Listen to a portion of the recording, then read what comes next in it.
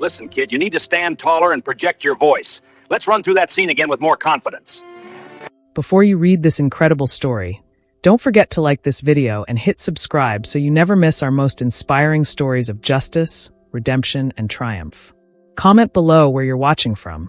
An old legend's cruel dismissal changed everything for a young actor. But 2 decades later, that same man stood on the biggest stage in Hollywood, holding an Oscar. The year was 2003. The place was a prestigious Hollywood studio backlit in Burbank, California. A young actor named Michael Harrison stood outside the legendary John Wayne's private office, hands trembling, heart pounding so hard he thought it might break his ribs. He'd waited 15 years just to get this meeting. Michael had driven up from Los Angeles in his beat-up Honda Civic that morning, his only suit pressed and repressed until it was paper thin. His agent had called 3 weeks earlier with the words Michael never thought he'd hear. "John Wayne wants to meet with you about that independent film script you sent." But nothing could have prepared him for what was about to happen. Michael knocked softly on the mahogany door. "Come in," a rough, unmistakable voice called out. The legend himself sat behind an enormous desk, John Wayne, the Duke himself. At 76 years old, he still commanded a room like a general commands an army. His jaw was strong. His eyes were sharp. His presence was everything Hollywood gossip had promised. "Michael Harrison," John Wayne said, not as a greeting, but as an accusation. "You think you can be an actor?" Michael opened his mouth to answer, but the words died in his throat. To understand this moment, you need to know Michael's journey, and the crushing rejection that almost ended his career before it started. Michael Harrison grew up in a small town called Riverside, about an hour outside Los Angeles. His parents ran a modest grocery store. They were hardworking, kind people who believed in their son's dreams, even when those dreams seemed impossible. At age 16, Michael saw True Grit at the local cinema. John Wayne's performance changed something inside him. That's when he knew. That's when he decided. He was going to be an actor. Not just any actor. He was going to be great. His parents supported him. They helped him move to Los Angeles when he turned 18. They gave him what little savings they had. "Follow your dreams, son," his father told him. "We believe in you." For 3 years, Michael struggled. He worked 3 jobs: waiter at a Mexican restaurant, gas station attendant, and night security guard at an apartment complex. He took acting classes at a small community college. He auditioned constantly. He got rejected constantly. But something about him was special. People who worked with him saw it. His acting coach, Mrs. Patricia Martinez, told him constantly, "Michael, you have real talent, real presence. Keep going." Then came the day that changed everything. Michael was 21 years old when he got his big break, or so he thought. He'd been cast in a small role in an indie Western film that was actually being produced by John Wayne's production company. Just knowing John Wayne might see his work made Michael's heart soar. The filming took 3 months. Michael poured his soul into every scene. He stayed late. He came early. He worked with coaches to perfect his accent, his movements, his emotional reactions. When the film wrapped, he felt something he'd never felt before: confidence. The studio arranged a special screening. John Wayne himself would be attending. Michael sat in the theater that day, his parents beside him. His mother held his hand so tightly it almost hurt. When the opening credits rolled, Michael was nervous but proud. When his scenes came on screen, he felt his mother squeeze his hand again, this time in affirmation. The film ended. The lights came up. John Wayne stood. Everyone knew the Duke didn't sit through boring things. He turned and walked directly toward Michael's row. Michael's heart jumped into his throat. This was it. This was the moment. John Wayne was coming to compliment him, to tell him he was talented, to offer him bigger roles, to change his life. John Wayne stopped in front of Michael. "You," the Duke said, pointing one thick finger. "You think you're an actor?" "Yes, sir," Michael replied quietly. "I do." "You're terrible," John Wayne said flatly. "You have no future in this business. You're wasting your time. You're wasting my company's time. I'm shutting down production on that film. It's not salvageable with people like you in it. Go home. Get a real job." The entire theater fell silent. Michael's mother gasped. His father's hands clenched into fists. But Michael just sat there, frozen, as John Wayne turned and walked away without another word. The rejection devastated Michael. Absolutely devastated him.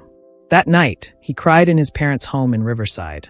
His father tried to comfort him, but Michael felt something break inside his chest.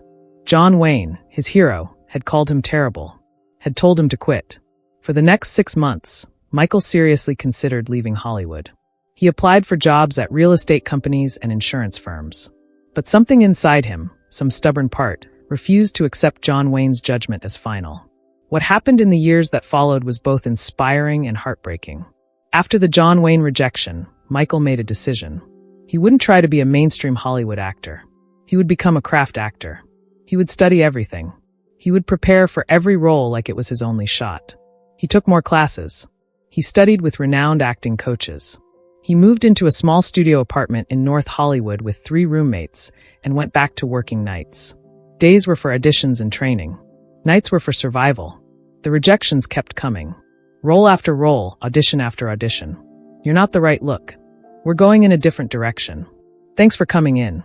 But something was changing inside Michael. Each rejection taught him something. Each failed audition showed him where he needed to improve. By age 25, he was better than he'd been at 21.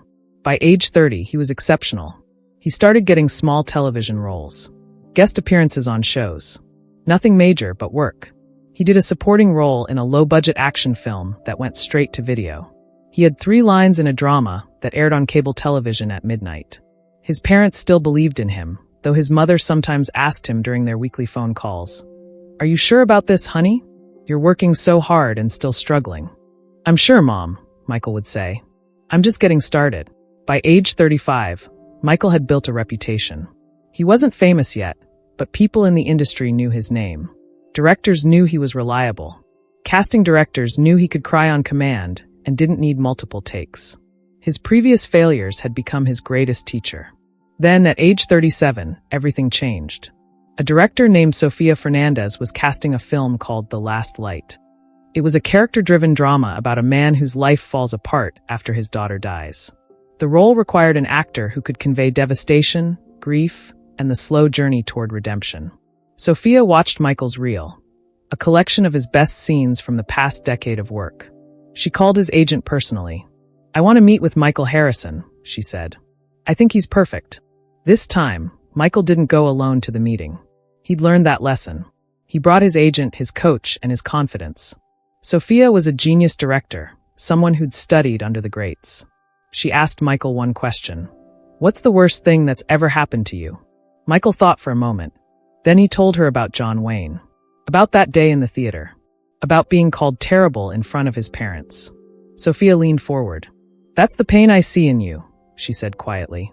"That pain you carry, that's what this character needs. You're the one."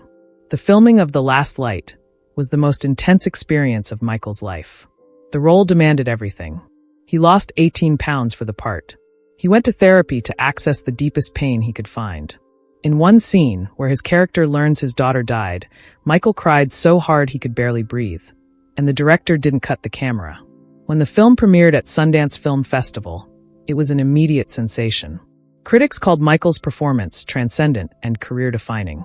One review in The Hollywood Reporter stated, "Michael Harrison delivers the most honest, raw, and beautiful performance of his generation." The Last Light went from Sundance to major studio distribution. It opened wide in theaters. Michael did press tours. He gave interviews. And everywhere he went, people told him the same thing. "You're incredible. How have we not seen you before?" Fate has a way of bringing us full circle. The 2024 Academy Awards ceremony was held at the Dolby Theater in downtown Los Angeles on a cold March evening. Michael Harrison sat in the audience, dressed in a custom Armani tuxedo, surrounded by the biggest names in Hollywood. He'd been nominated for Best Actor. So had 9 other men. His category came near the end of the broadcast. The presenter, a famous actress, opened the envelope slowly, dramatically, the way they always do. "And the Oscar for Best Actor goes to..." She paused. "Michael Harrison for The Last Light." The theater erupted. Michael's hands shook as he stood. His wife, a documentary filmmaker he'd married 5 years earlier, hugged him and cried happy tears. His parents, sitting 2 rows back, both had their hands over their mouths in shock. Michael walked to the stage. The applause was thunderous. He held the golden Oscar, looking at it like it was the most beautiful thing he'd ever seen. And then something extraordinary happened. As Michael stood there, about to give his speech, he noticed something in the audience. In the balcony, sitting alone, was John Wayne's son, Michael Wayne. The legendary actor had passed away in 1979, but his family was still part of Hollywood royalty. Michael stopped for a moment. He looked directly at Michael Wayne. 20 years ago, Michael began, his voice shaking slightly, I was told by the biggest legend in cinema that I was terrible, that I should quit, that I had no future. That man was John Wayne. And you know what? He was right about one thing. I did need to quit. I needed to quit expecting anyone else to validate my talent. I needed to quit waiting for permission to be great. The audience was silent, hanging on every word. I spent 2 decades becoming the actor I wanted to be. Not for him. Not for anyone else. For myself. For the craft. For the stories I wanted to tell. He held up the Oscar. This isn't a medal from John Wayne. This is proof that talent, hard work, and refusing to accept someone else's judgment, those things matter. He paused, and his eyes filled with tears. To John Wayne's family, your father was an incredible actor and filmmaker. His criticism pushed me harder than any compliment ever could. And to anyone watching who's been told you're not good enough, don't believe it. Believe in yourself. Work harder. Become better. And never let someone else's doubt become your reality. The applause that followed lasted for 3 minutes straight. This is where the real story reveals itself. After the ceremony, Michael went to the governor's ball, the official afterparty for Oscar winners. Celebrities, producers, and industry executives came to congratulate him. But the moment he'd been waiting for came when Michael Wayne approached him. John Wayne's son extended his hand. That was beautiful, Michael Wayne said. My father, he was a complicated man. He was brilliant, but he could also be harsh. He believed in pushing people. He believed in making them earn their place. But I don't think he ever expected someone would take his rejection and turn it into fuel for greatness. Michael felt tears run down his face. Your father taught me something valuable, he said. He taught me that other people's judgment, even from the biggest names in the industry, doesn't define my worth. Only I can do that. Michael Wayne nodded slowly. That's wisdom, he said. That's something my father never quite learned. But you did. The 2 men shook hands again, and in that moment, the circle closed. What Michael Harrison's story teaches us is something we all need to hear. Rejection is not a reflection of your worth. It's a reflection of someone else's inability to see your potential. ***, John Wayne couldn't see Michael's talent at 21 because Michael hadn't yet developed it fully. But instead of accepting that judgment as final, Michael chose to grow. He didn't become an actor to prove John Wayne wrong. He became an actor to prove himself right. And that's the difference between someone who gives up and someone who becomes great. The difference between someone who accepts other people's judgments as truth and someone who knows that their truth must come from within. Michael's parents attended every Oscar party that night. His mother held his arm and cried happy tears. His father looked at him with the kind of pride that only a parent can feel when their child defies the odds. I always knew, his father said quietly. From that day in the theater when John Wayne said those awful things, I knew you had something special, because I saw how you refused to break. Michael hugged his father. He thought about all those years, waiting tables, cleaning apartment complexes, taking rejection after rejection. He thought about the community college acting classes and the late nights studying scripts and the early mornings at auditions. It had all been worth it, not because he won an Oscar, but because he proved that his life was his to create. That no one, not even John Wayne, one of cinema's greatest legends, had the power to determine his destiny unless he gave them that power. The message for you. This story isn't really about Michael Harrison. It's about you. Right now, you might be facing rejection. Someone might have told you that you're not good enough. A boss might have said you'll never get promoted. A teacher might have said you don't have the skills. A family member might have doubted your dreams. But here's what Michael's story teaches us. Their doubt doesn't have to become your reality. You get to decide who you become. You get to decide how hard you work. You get to decide whether someone else's judgment stops you or pushes you forward. Michael Harrison could have quit after John Wayne's rejection. Most people would have. But he didn't. He chose to see that rejection as a challenge, not a conclusion. And 2 decades later, he stood on the biggest stage in Hollywood with a golden Oscar in his hands, proving that persistence, growth, and self-belief are more powerful than any criticism.